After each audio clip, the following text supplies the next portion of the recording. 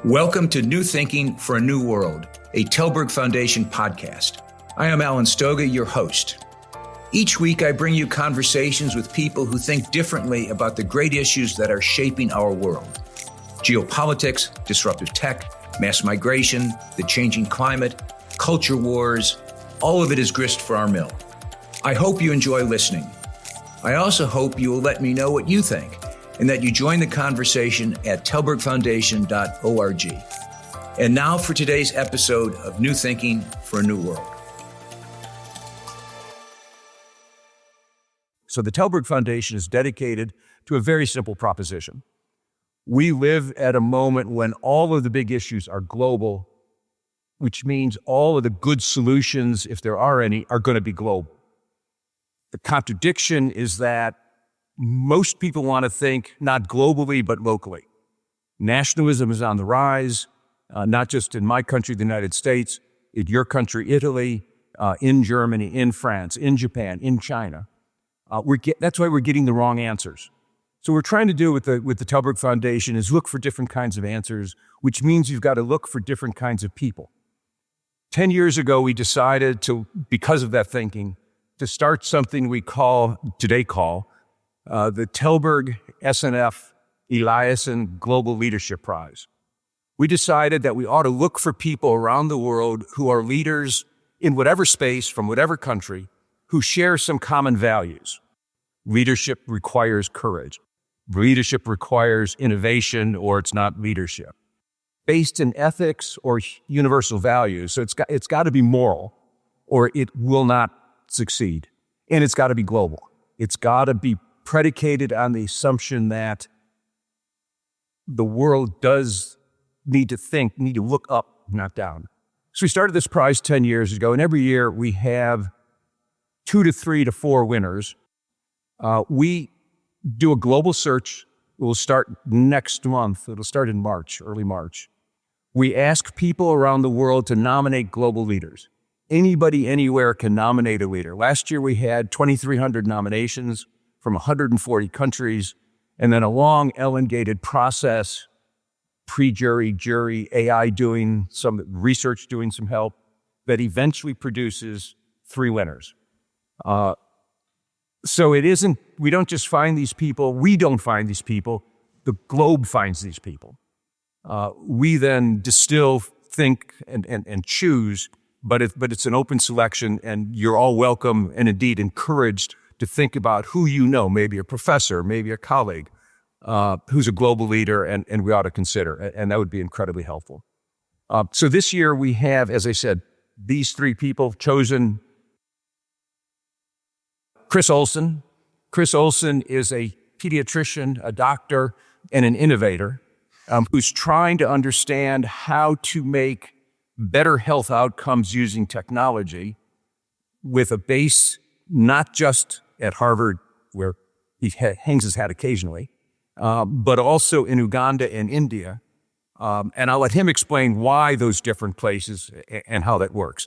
María Teresa Ronderos, a Colombian journalist who has, among other things, pioneered the notion that in a digital age, we have to reinvent journalism, that we've lost in many countries, Italy as well, certainly my country, we've lost the notion that journalism is actually chasing facts and truth.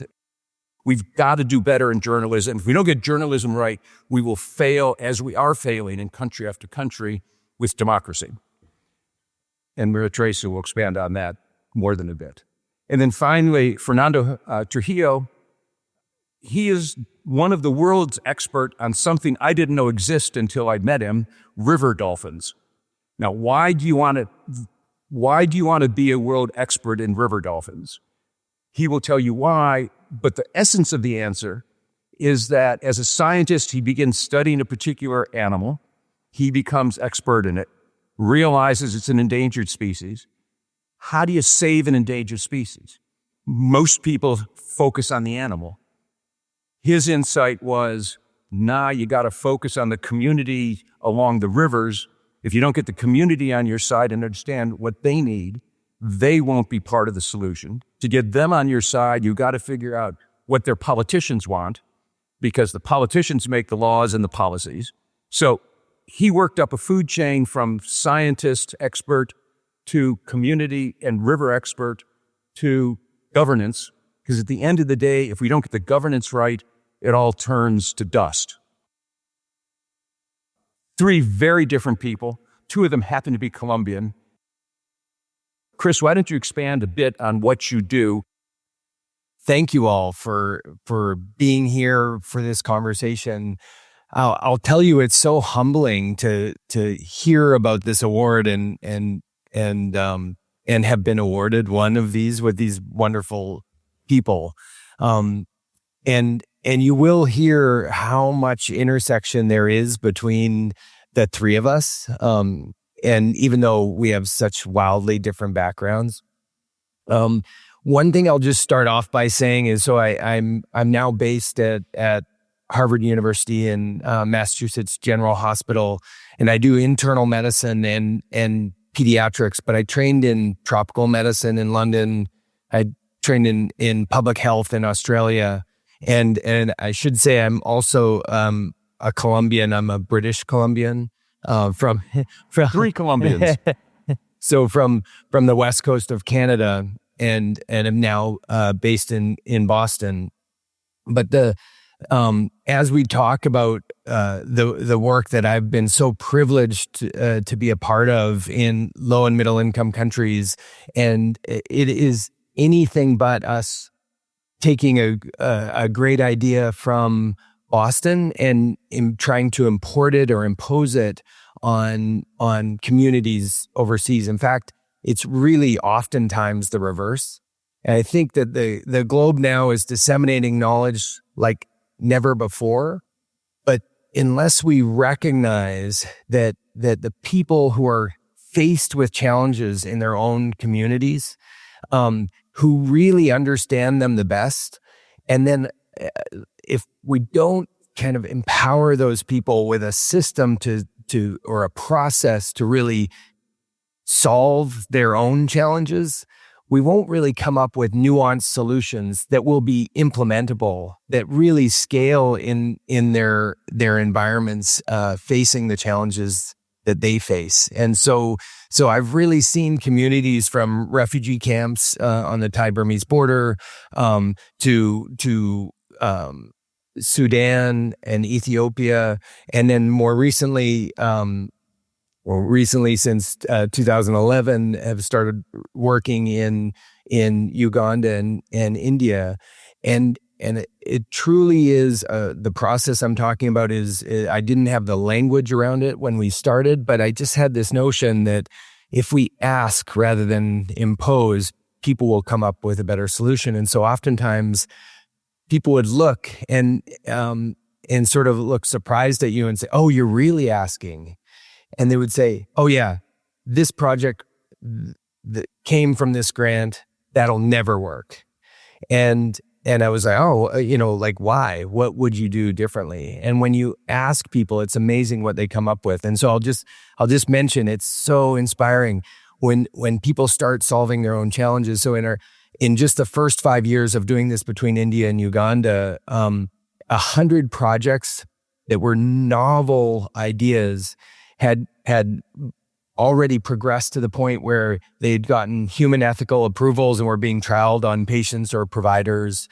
36 companies had started out of this in their own environments. And 23 of those companies were earning revenue. There was 48 patents filed. But we weren't only looking for stuff. So if a more elegant solution was just reimagining the process of giving care, we championed that as well. And I'll tell you, we learned so much about minimally viable products and really taking advantage from people that are faced with these challenges in a way that's informing how we deliver care in the United States and how we listen to people who are really on the front lines of healthcare and not sort of making decisions centrally. And I think what we need to do is recognize that curiosity is the close cousin of creativity.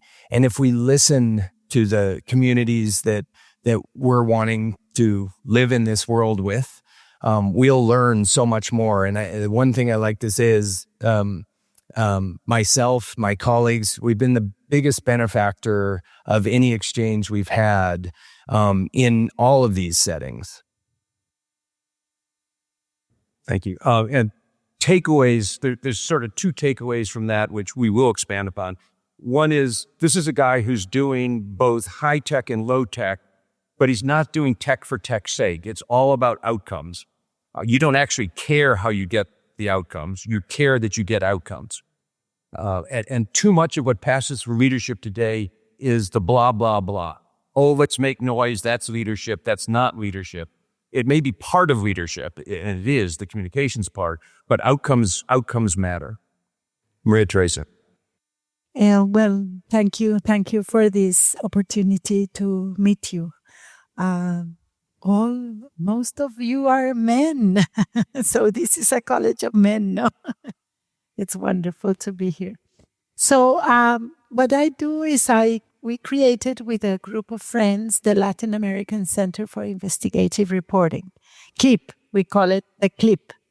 And what we do is we organize and promote cross-border investigative reporting.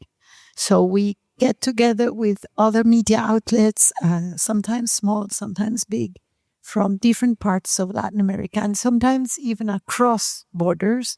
In Italy, we have worked sometimes with IRPI, the investigative outlet in Italy. And what we do is we investigate abuse of power. And what is abuse of power? When the government or a private organization or company or a criminal organization hampers or provides or creates obstacle for people like you to develop, to become better. So they take the money that it was supposed to go to health, and it doesn't go to health because they buy an apartment in Miami, or they contaminate a river where people like you are drinking the water. And so they're abusing their power to live, to create benefits for a small elite and not leaving a lot of people with opportunities. And that's basically what we do. We do investigations. We've already worked with about 143 partners, mostly in Latin America, but sometimes the stories take us abroad. And so we've done stories about migration, who benefits with these very strict prohibitive policies around migration, who is making the money there. We also investigate corruption across borders. We also investigate solutions, green solutions, to face and to confront climate change. How are they working really in real life? Because let's say an airline like Delta Airlines goes and buys carbon bonds because they think that's the way they can lower their impact on the environment because of the carbon emissions they produce in the airplanes. So they compensate by buying these carbon bonds. And who produces these bonds? The governments that say, okay, or the companies that say, we are investing, we are giving money to a community, indigenous community in the Amazon, and they're taking care of the woods.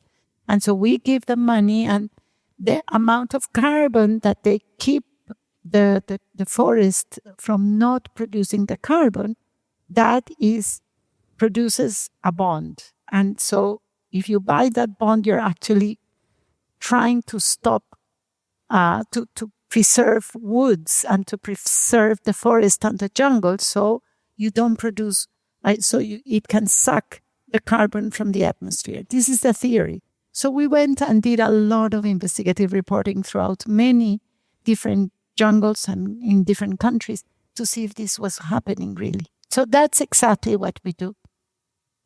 And so why is this like thinking in journalism in a different way?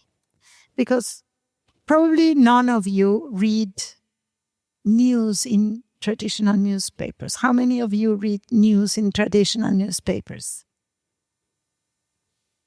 So we've got two. So very little. But, two old people. Yeah, I was going to say that. You read whatever you're interested in Instagram, in TikTok, in X, whatever it's called, Twitter or Facebook or whatever social network you use, or even just WhatsApp or WhatsApping from whatever your friends send you as news. And so we cannot continue thinking we journalists are preaching to the world, telling them what's happening. And when they're not there, they already left. The audience is left somewhere else. So we have to go where they are. And that means including, because you all produce information every day. You see something, you tweet it, you produce a lot of information. So if you're producing information and journalists think they have it all, it's a mix match. So what do we need to do as journalists? We need to include you guys. We need to include people who are producing information, who probably know more about many topics than we do. And what do? We put our methodology of verification, of contrasting sources, our technology to make the search much, much faster. There is a field, a whole new field in journalism that's called open source investigative journalism that you can learn. Anybody can learn open source investigations. And actually you can volunteer. There's lots of places where you can volunteer as open source investigators. And it's amazing the amount of information you can get openly in the internet. And so for the sake of democracy, we need, as Alan was saying, to reinvent journalism, to give it a new space to connect with people and create communities of production, and also to go cross borders, because things don't happen only in a country. Whatever Erdogan in Turkey decides is connected with what's happening in Europe, what's happening in Ukraine, what's happening in Russia. So everything is connected. Whatever my country decides has a lot of influence of religions, of that are cross-border, of information that is cross-border, of people who are specialized in disinforming or producing information that is not true. And they're specialized on that, and they're charging a lot of money to do that because they have an interest, economic or political. And so we need to know who they are and how they're working and how they're operating.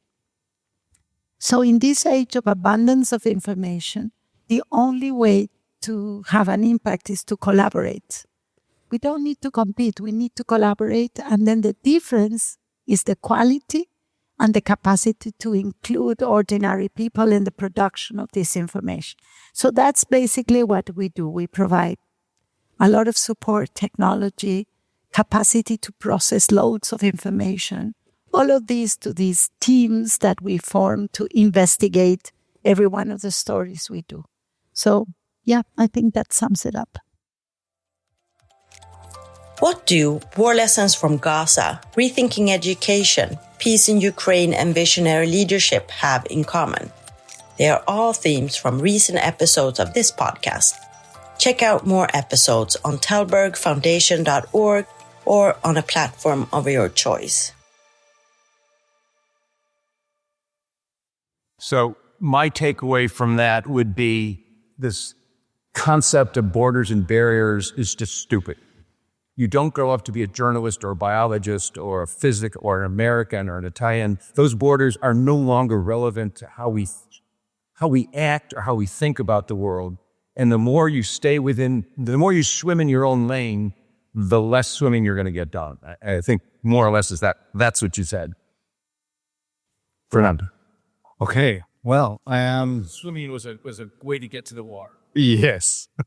I'm a marine biologist. I'm a National Geographic explorer as well.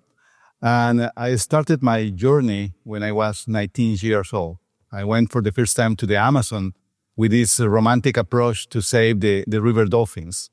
But when I arrived to the Amazon, I understood that if I wanted to save the dolphins, I needed to protect the rivers.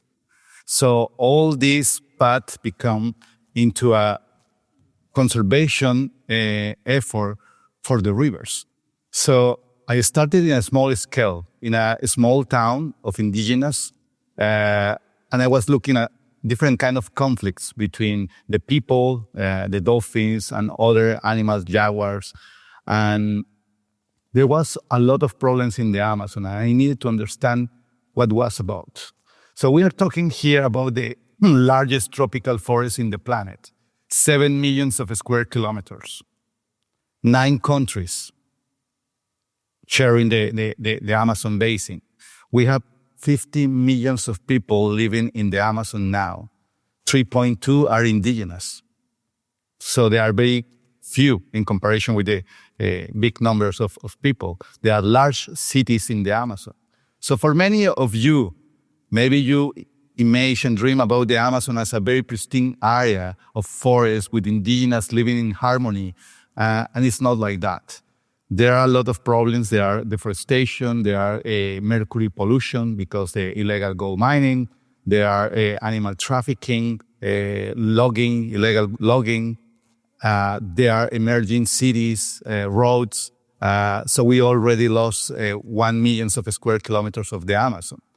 So why the river dolphins became relevant to this? So we started to survey the rivers, and we started to look all these problems. And we needed to connect the governments with the rivers. And we found that the dolphins create this empathy with people.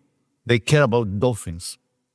Could be an anaconda, could be a caiman, but in this case was the dolphin. The dolphins have large movements. They are everywhere in the Amazon. So we started to put together all the problems. We create local solutions with the local people, with the indigenous people. We work now building fishery agreements. We are recovering some fisheries in some areas. And there were some conflict, for example, between fishermen and dolphins. They claimed that the dolphins were going to the nets and steal the fish. So we started to look the problem, and it wasn't the dolphin, it was the overfishing and the competition between the people as well. So we started to teach and to train the fishermen to take tourists, and the dolphins became a solution for many of these indigenous communities. So we needed to scale this. So we started to work between the governments, and the governments said, what the dolphins are special, why we cannot do the same for other species. And we explained it's about the rivers, it's about the wetlands.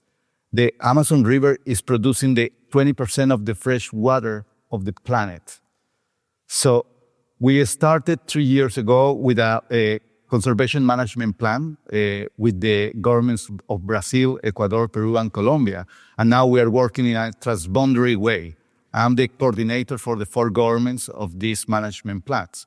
But we wanted to be more ambitious, and we wanted to do something for the Asian river dolphins. There are river dolphins in Asia and also in South America. In all the rivers where there are dolphins, there are 1.6 billion of people. The 20% of the population of the planet share their habitat with dolphins. And most of these rivers in Asia are with a lot of problems. So we need to recover. So 1 year ago, we convinced the government of Colombia to invite the 14 countries in the world with river dolphins to sign a global declaration for the conservation of the rivers. So we scale all these problems at the political level, and we started to look for solutions. One of them was the creation of special areas regarding aquatic ecosystem, that is the Ramsar sites. The Ramsar sites are wetlands. All the countries, Italy has a lot of Ramsar sites, and the European countries as well, and South America. And there are areas where there are people and they are living, and the livelihoods of those people can be improved with management plans. And we are doing all this together. So we are restoring, for example, the forests with indigenous families. In a very small Ramsar site in the Colombian Amazon, we have planted already in the last 4 years more than 50,000 trees with more than 2,000 indigenous families. And we create something very interesting. It's called the Forest Library. The Forest Library is about the knowledge of the elderly people about the trees. Because when you are listening on the news about the fires and we are losing the Amazon, they say the size of the soccer ground. But what does it mean? For me, it's very important to understand that each tree has a special ecological service. Just to give you an example, in Germany, the whole country has 96 different species of ants. In Brazil, in just one tree, there are 97 species of ants in just one tree versus one country. So each time we lose one tree, we are losing a lot of species and a lot of animals. So we are changing the thing to look the deforestation with the local knowledge of the elderly people. And we are creating this new approach for conservation. So basically, it's not a story about dolphins. It's a story about the rivers. It's a story about the veins of the continent and how to preserve the fresh water. So we need to create these partnerships with the government, with the local communities, and work together with the integration of local knowledge and scientific knowledge. And this is all about. Thank you. Thank you. And so my takeaway from that would be, you want to solve this problem. If you think only about this problem, you will fail because it's really about this context and that problem, and you've got to reinvent how you're looking at the problem. If he was still trying to just say river dolphin, fish by fish by fish, there'd be a lot fewer of them. I firmly believe that leaders are made not by their successes, but by their failures. You learn almost nothing from success. You get prizes, you get pats, you get money, etc. You learn a hell of a lot from failure. So I want to talk a bit about failure, not success. And I'm going to ask each of you to share with us one big failure that mattered to how you evolved. I couldn't agree more. In fact, I give a talk called The F Word about failure. And I think that you should always be asking your professors or people you respect, say, like, what really taught you? Because I think that's where wisdom comes from. One that I'll mention is we came up working together a little bit in Cambodia, a lot in Indonesia and in India, with this challenge around newborn incubators and how they were often not working 3 months after being donated. Say Mede Premas are donated from France to Aceh after the tsunami.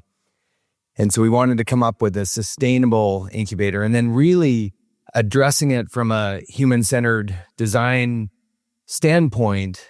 We came up with the issue that there were embedded service contracts where people had to come in and fix them every 3 months, and that was never going to happen, even aside from the fact that the instructions were in French.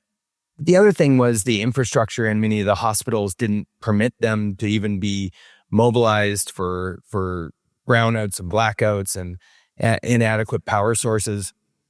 So we came up with this idea of building a car part incubator where the replacement parts and the longevity of them were all built from Toyota car parts. We actually got a small grant and bought a functioning Toyota, and we like to say we took away all the parts that weren't an incubator and built this incubator. But when we'd finished with all of the inputs, we thought the ideas were fantastic. Two small women could carry it, lift it off its base and take it up and down stairs because lifts often wouldn't work in these hospitals. It was really run on a 12-volt battery, so it could last for 8 hours when the power was out. And there were things that in Boston, they were saying, if our incubator could do this, this would be great. And it was using the brake lights to signal when temperatures were were off, or the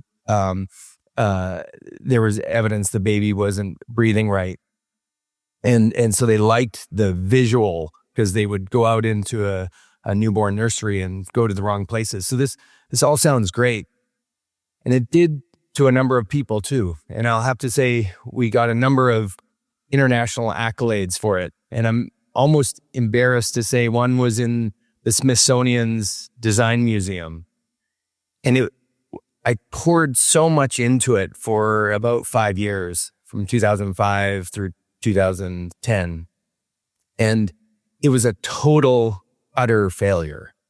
There was one baby that was in one of these devices, and that was one taken for an article in Time magazine as one of the 50 best inventions of 2010. It didn't save one baby or one life. And we can go into all of the reasons, but it was an incredibly humbling experience. And taking a step back from that, we just realized, we had it wrong. We developed what was desirable, but we hadn't really considered entirely feasibility, what's possible.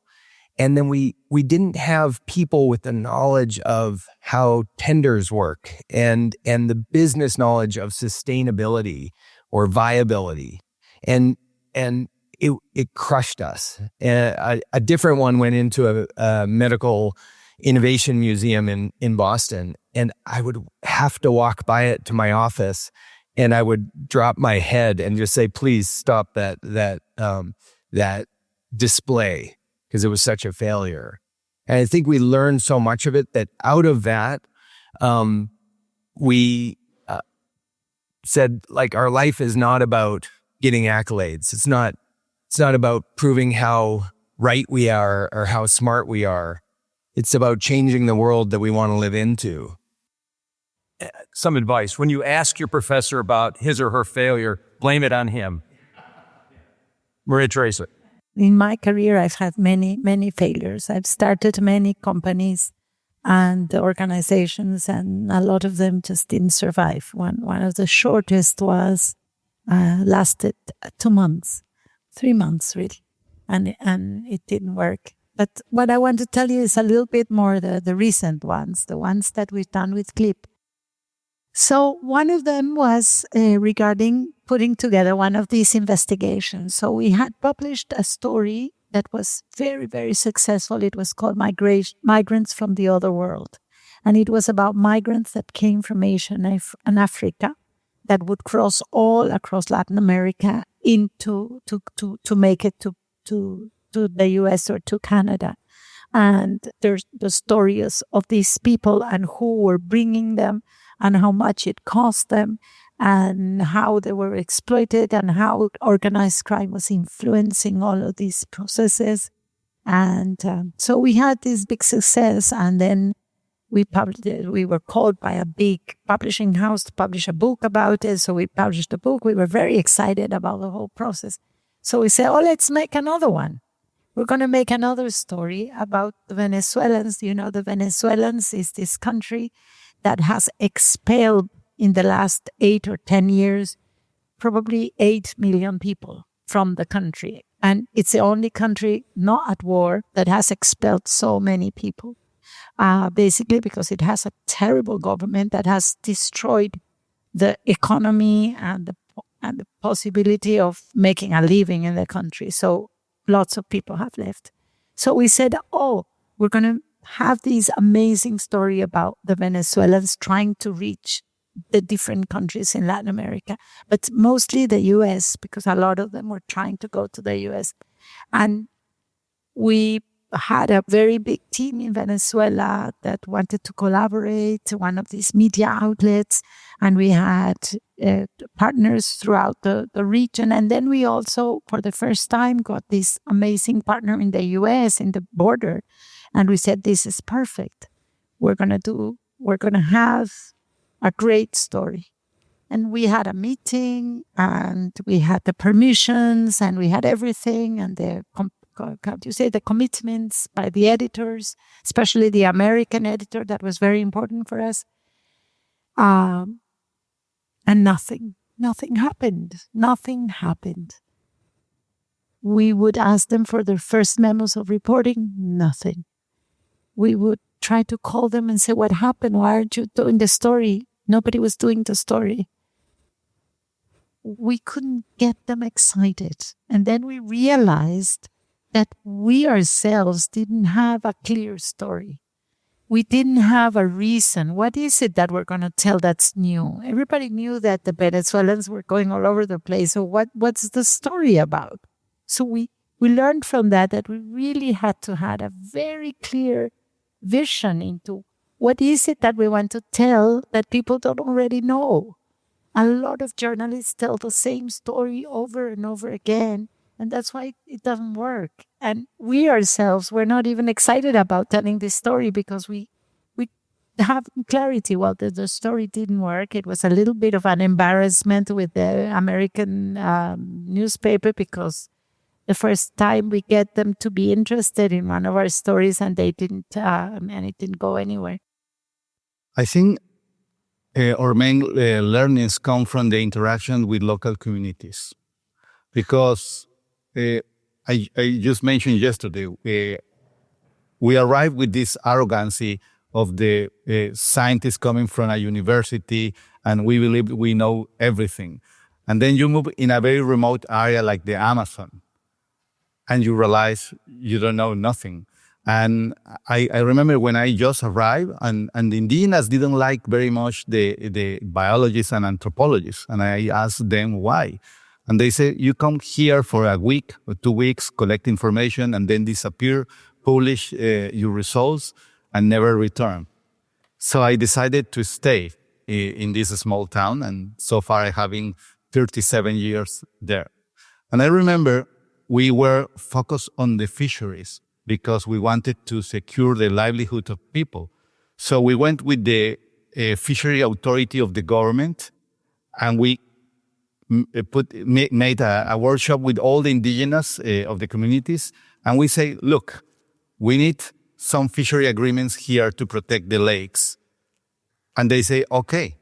And we, the government and Omacha Foundation, my organization, we just gave them all the rules. And we asked them, are you agree? Yes. Okay, we were so happy. That was in 1992. And 2 days later, I went inside the lake and I saw a huge net. And I couldn't understand because everybody were in agreement. When I was approaching, was the mayor of the city that was an indigenous and also was the captain of the indigenous fishing together. And they have a forbidden fish in the canoe. So I take the fish, I look, I say hello, and I went away. That night, they come to my field station and they apologize. I say, no, you don't need to apologize with me. I need to apologize with you because we impose these rules. We are not convinced. And that's the arrogancy we have sometimes to produce the solutions from the cities and don't understand the local needs and the way they think.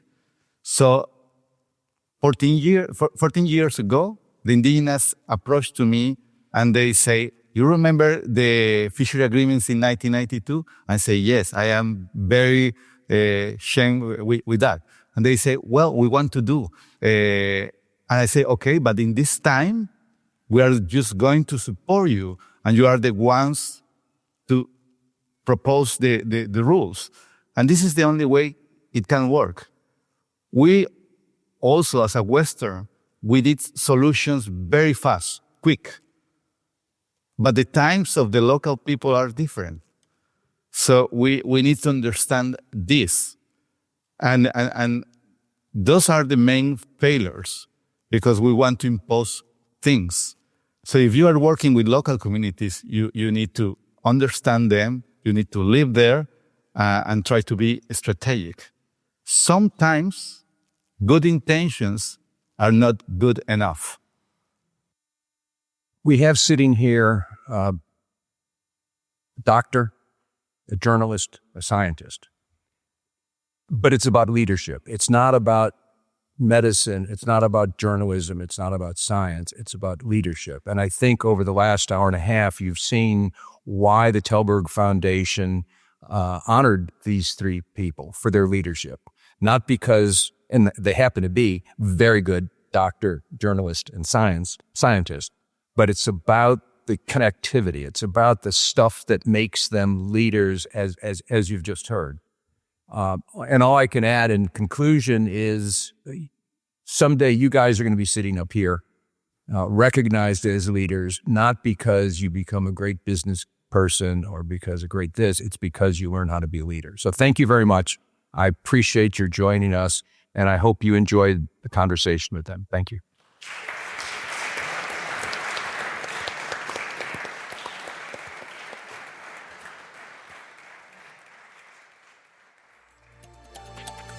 Thank you for listening to this episode of New Thinking for a New World. I'm Alan Stoga, podcast host, and I look forward to your joining our next conversation. Remember, tell us what you think at tällbergfoundation.org.